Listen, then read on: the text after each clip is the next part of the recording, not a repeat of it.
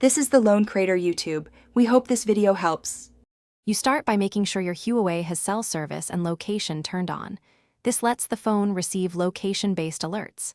Next, open Settings, tap the search icon and type Emergency or Emergency Alerts.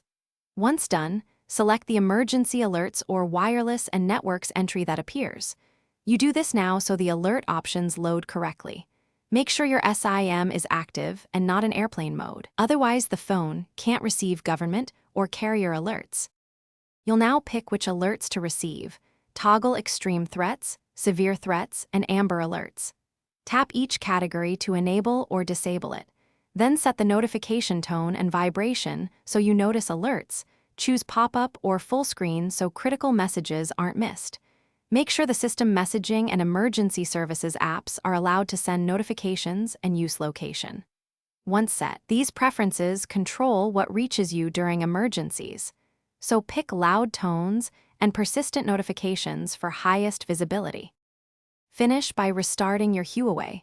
Rebooting applies notification changes and clears transient network issues. If your model offers a test alert in the emergency settings, run it to confirm sound and pop-up behavior. If you don't receive alerts, check Do Not Disturb rules and exempt emergency apps from battery optimization. Make sure software is updated and, if needed, reset network settings or contact your carrier. Sometimes the provider must enable alert delivery on their side. This resolves most problems quickly. Thanks for watching. Consider subscribing if we helped you.